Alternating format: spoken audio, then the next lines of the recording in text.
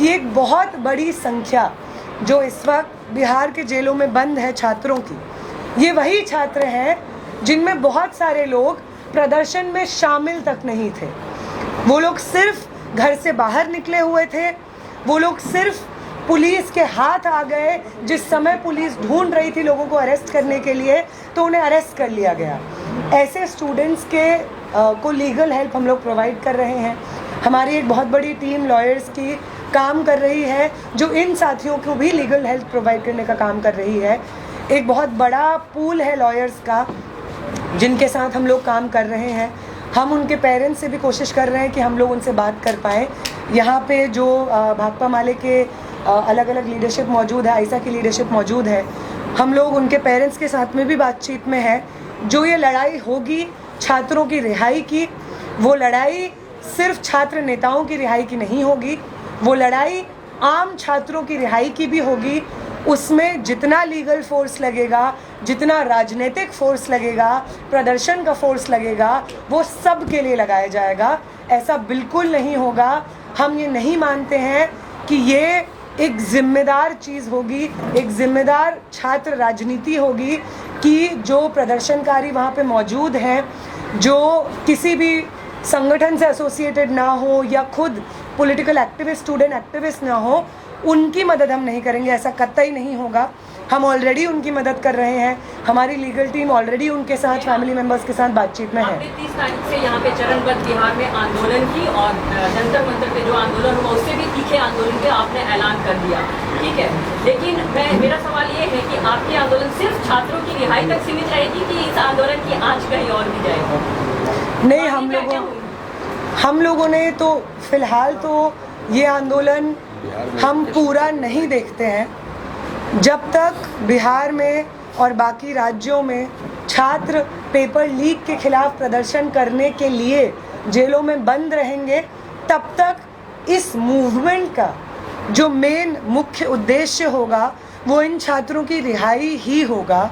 और इस प्रोसेस में आप एक तरफ आपकी सरकार हमसे बातचीत में आ रही है और हमारे प्रदर्शन के प्रेशर के अंडर आप अपने शिक्षा मंत्री को आपको हटाना पड़ रहा है और आप हमें आश्वासन भी दे रहे हैं कि किसी प्रदर्शनकारी के खिलाफ कोई भी एक्शन नहीं लिया जाएगा, केस फाइल नहीं होगा।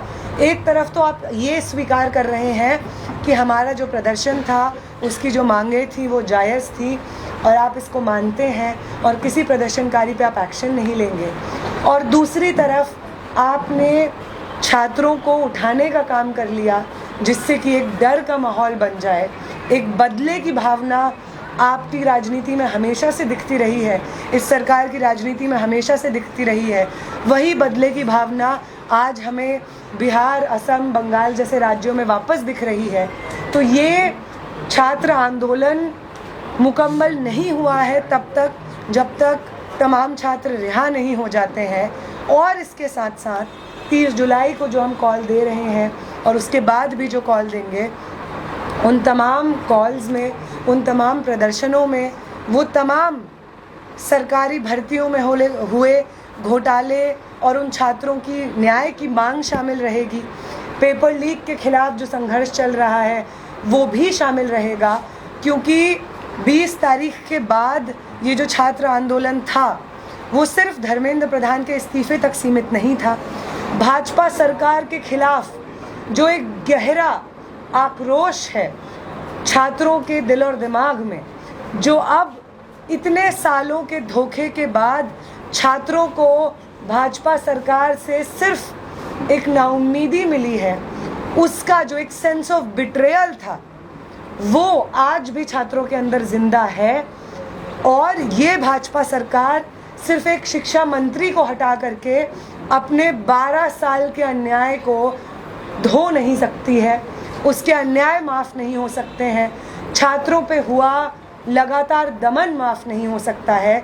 इसलिए हम लोगों को इस चीज़ का पूरा आभास है कि ये जो स्टूडेंट मूवमेंट, छात्र आंदोलन जंतर मंतर पे हुआ, देश के अलग अलग कोनों में हुआ, ये सिर्फ धर्मेंद्र प्रधान के इस्तीफे पे ख़त्म नहीं होगा।